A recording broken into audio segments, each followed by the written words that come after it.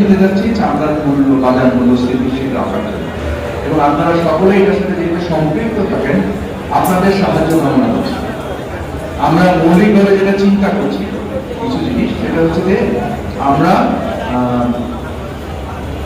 প্রত্যেকটা ধর্মীয় প্রতিষ্ঠানে আমরা এই লবণ পৌঁছে দেব এবং আপনারা দয়া করে চামড়ার পরিচর্যা করবেন। চামড়াটা ওই দিনই বিক্রি করার চেষ্টা করবেন না, 7 দিন 10 দিন ধরে রাখলেই বাজারটা স্থিতিশীল হবে। আমরা এটাও চিন্তা করছি যে আমরা ঢাকার বাইরে থেকে ঢাকাতে চামড়া ঢুকতে দিব না আগামী 10 দিন।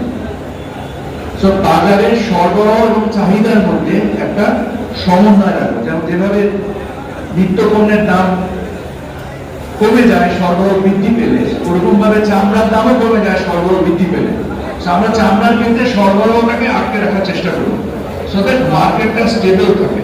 বা এটা আমাদের একটা জাতীয় সম্পদ, এটা যে শুধু মাদ্রাসার সম্পদ তা না, একটা জাতীয় সম্পদ। আপনারা যেটা করবেন দয়া করে, সেটা হচ্ছে চামড়াটাকে পরিশ্রম করে পরিষ্কার করবেন। এর মধ্যে যেন কোনো গোস্ত না লেগে থাকে, এটা যেন ফেলে না যায়। আমরা এটা যেন সুন্দর ডকুমেন্টারি বানাবো, আমরা টেলিভিশনে অ্যাড দিব, আপনাদেরকে হোয়াটসঅ্যাপে এটা কিভাবে আপনারা চামড়ার যত্ন নেবেন সেটা আমরা আপনাদের সাথে শেয়ার করব। এবং সুন্দর করে লবণ দিয়ে রেখে আস্তে ধরে বিক্রি করেন। আপনারা লবণ দিয়ে রাখতে পারেন 1 মাস 2 মাসের চামড়া নষ্ট হবে না, এবং তাতে একটা উপযুক্ত মূল্য পাবেন। আপনার বছরের ব্যয়ের একটা উল্লেখযোগ্য অংশ আপনারা এখান থেকে তুলে আনতে পারবেন। সেই 3টা বিষয়ে আমাদের রমজান মাসে যে যাকাতের ব্যাপারে আমাদের উদ্বুদ্ধ করা এবং আমাদের সম্পদের সুষম বন্টনের একটা রাস্তা তৈরি করা এবং দারিদ্র দূরকরণের একটা পদক্ষেপ গ্রহণ করা।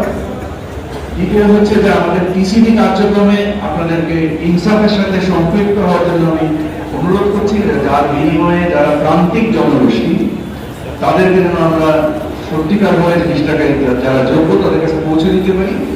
আর তৃতীয় হচ্ছে চামড়ার ব্যাপারে আপনারা সকলে সামগ্রিকভাবে এটাকে প্রকৃতভাবে যত্ন নেওয়া, লবণ দেওয়া এবং আস্তে ধরে বাজারে বিক্রি করা, যার ফলে আপনারা অর্থনৈতিকভাবে লাভবান হবেন। আমি আবার আপনাদের কাছে দুঃখ প্রকাশ করছি সময় মতো আসতে না পারার জন্য, এবং সময়ের ব্যস্ততার জন্য আমাকে এখনই চলে যেতে হবে, আমার আরো একটা জায়গায় যে সংযুক্ত হতে হবে। আপনাদেরকে অসংখ্য ধন্যবাদ মেহমানদারির জন্য, এবং ইনশাআল্লাহ আল্লাহ ভালো রাখলে হয়তো ভবিষ্যতেও দেখা হবে। আসসালামু আলাইকুম ওয়া রাহমাতুল্লাহ।